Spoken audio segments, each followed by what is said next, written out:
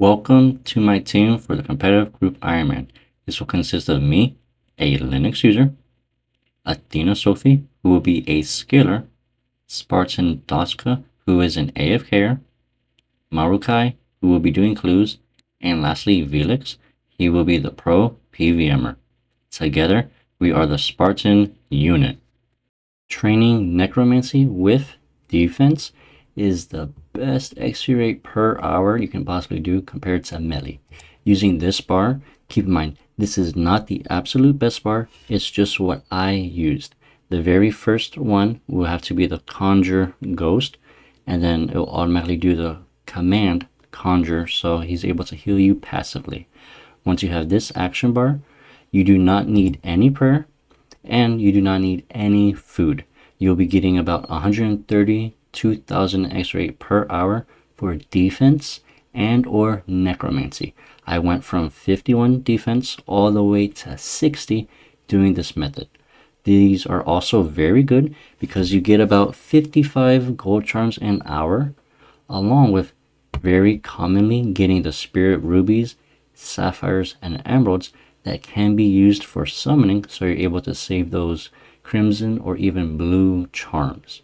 Greater communion rituals with spirit momentums with multiply 2s give 43 souls to the well. It's extremely quick since I need about 6,500, although obviously I will run out of those ancient momentum, so I'm gonna have to figure out, maybe I have to kill blue dragons or green dragons within the wilderness. Turns out doing those rituals are very good for broken momentums. Now I know what you're thinking, these are the lowest tier. However, if you have bright energy and a whopping 21 divination, you are able to upgrade to fragile momentums. Fragile to spirit momentums, you'll need a whopping 60 divination this time. And this would be the best possible spirit momentums for a while. 66 necromancy unlocks the greatest ability of all, and that will be the volley of souls. My DPS just increased by about 9,000%. Got to 2,000 souls, time to unlock everything in the world. Mainly, you want to focus on the vengeful ghost and then the command ghost, because this guy heals you like crazy. And also you want to unlock the spectral scythe, which does require that 62 necromancy and the 2,000 souls. In my opinion, the zombie and the command zombie spells are not really too important, so I'll be focusing on probably the other tier, and I might as well just unlock the threads of fate. Hello Frankie, my guy. Complete the medium achievements for the city of and we now get a nice antique lamp, so let's put it on herblore for 53 herblore. Both my weapons are now tier 60. The only thing I need to really focus on is getting 60 defense, so I'm able to wear and make the tier 60 armor. Man, look at all these unlocks. Unlocked Orichalcum, Dragon Armor, a lot of Damon Hind, Dragon Rider, boots and gloves, along with like a relic helm, and I guess the most important thing would have to be the Death Wooden Robes, tier 60. You gotta love weekly scape. Herbie Werby is always amazing experience. I do highly suggest players to always do it, no matter what. 54, almost forgot about Meg. She gave me a massive large XP lamp for agility, which, there we go. 52 agility, now have access to the wilderness agility course. Ever so slowly training my prayer. This is purely thanks to the Nemi Forest. Don't worry, I am upgrading the Anachronia sleeping quarters. So let's do this. I now have 15 workers. Perfect example on why group Ironman is very good. Let's say you're trying to upgrade your necromancy gear. Turns out you need ensouled cloth and thread. Luckily, someone within our team was able to do this while I did go to bed. In which case, look at that. All those threads are for us for taking. So we'll save it. And now we can just make the gear completely. Of course, we will have to do math correctly to see if everyone wants to make a DPS set and a tank set, because to make a second set you have to go from the very beginning, which is quite annoying, but Some people may or may not be using the tank armor route, so we'll have to see and accordingly do that. With that, tier 60 armor has been made. Little update, now have 75 Necromancy.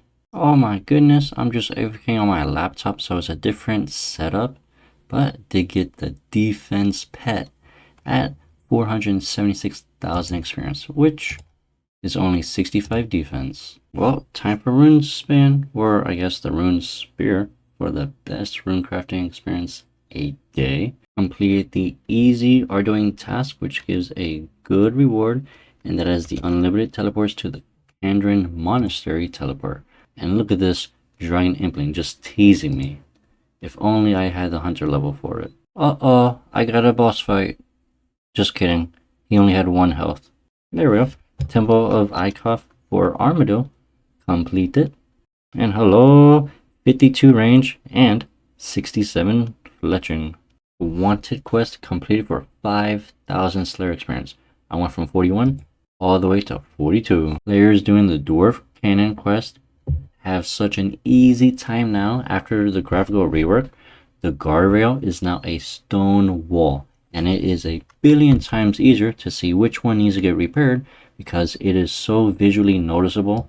Back then, it was a little guardrail, and you had to look at each individual little metal bar to see if it was bent or not. But wow, this is amazing.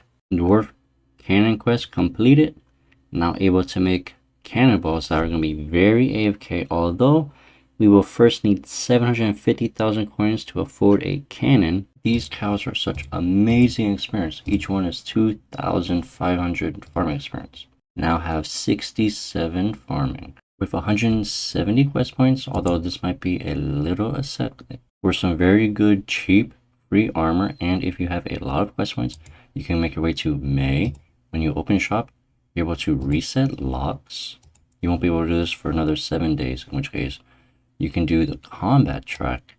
So that's pretty much unlock everything up until the plate body, since I am 5 quest points off from actually getting... Oh, okay, never mind. I guess I can get the weapon. Well, anyway, as I was saying, this armor is tier 10, but it does scale based on your defense level. So now my armor is tier 50, and this weapon is tier 75, which you're able to change all combat styles for magic, range, and melee. But it does require 75 attack, magic, and range to wield. This is going to hurt a lot, and that's by training with the Abyss. Luckily, I did all the Menopause fishing and cooking, so I have food to waste. But remember, we do have access to the Vampirism aura that may help reduce food just a little tiny bit, because I mean I am taking a lot of damage, so my real food is going to carry me a lot. I'll be doing this until I get a high enough magic level that I feel comfortable with. Even though we do have a high farming level, we have yet to get any spiders for POF, so I decided to kill them myself in the Lumber Catacombs, which oddly enough, a little fun fact, you are getting about 40,000 experience per hour. So, I mean, hey, if you want some good training method, granted there are better methods, you are able to do something else. With 65 defense, have access to the Royal Dragonhide armor, which will be amazing for range, since it really has low requirements. Yes, look at that. Red spider egg unchecked. Took me 268 spiders to kill. This is great for player-owned farms. Now, come on, get me a female. No, it's a male. Oh man, that's not good. If I would have gotten a female first, that means no matter what, even if you got another female, you are still able to put them in the breeding pen. However, since it's a male, the chances are we'll get another male, and 2 males in the breeding pen do not make a baby. So yeah, that's going to be very painful for me now. And there we go. 350 kills for the second one. Can I even pick it up? Okay, there we go. Come on, female. Yes. Got an egg pair. Whoop. 58 magic. And just a little reference for those rare spider eggs. This is a drop rate. Yep. 17 out of 32,735. And there is number 3, 1,400 spiders later. And if anyone is curious, this is about 56,000 magic experience per hour, which is oddly kind of good for level 4 spiders. Oh my gosh, like maybe a minute later, got another spider. So let's both check them. Let's see. That's a male, and that's a female. My kill count still says 1.4 thousand bones, so it might be like 1450. What? What is my luck? Another one? Can't even pick it up. Let me see. Okay, wait. Come right here. How do I pick this up? Let me see. Area loot. And drops. Items drops. There's number 5. And it still says my kill count is 1.4k. Did I really kill spiders up to 60 magic? You bet. It was completely worth it because we needed the player-owned farm spiders and no one else was grinding this just because of how click intensive it is compared to the Abyss. Aw, hello little Gothic butterfly. Give me that summoning experience. Come on, get in here. Yeah, 35 summoning. Ooh, look at that, 111 tiers. Went from 40 to 44 summoning. May as well buy the herb bag even though it is extremely useless. Town Hall tier 2. Upgrade it.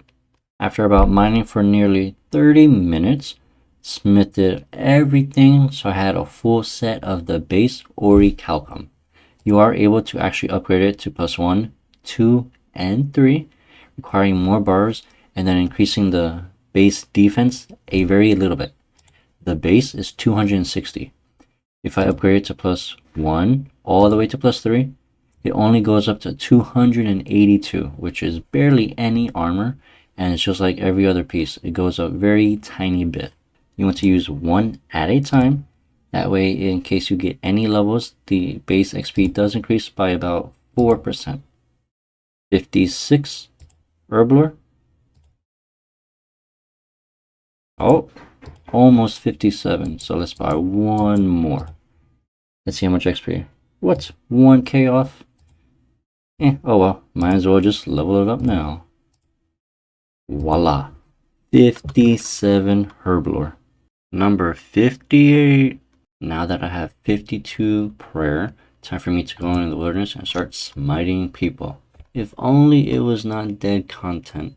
Completing the mage arena within the wilderness was very easy. In fact, I didn't even have to touch any of my food that I brought, although I did risk my health a little bit. Once you have defeated the boss, pretty much, when you speak to him, he'll be like, okay, you can dip into this pool to the north. Afterwards, there is 3 statues to the north, and you'll want to claim whatever one. I do suggest players to claim the Gothic Scape, that way you get a free Gothic staff. This staff has a powerful special attack and it reduces the defense and affinity of whatever monster you're doing while you use its special attack. Next episode, I will be focusing on range since it is my lowest stat at 52 for combat wise. But to train range, I need to do a lot of hunter for those gray chinchompas. And then if you are curious, from 50 to 66 attack, strength, defense. This was the action bar I used for melee, along with a combination of using the vampirism aura and food in mouth the whole time. Thank you all so much for watching and enjoy the rest of your day.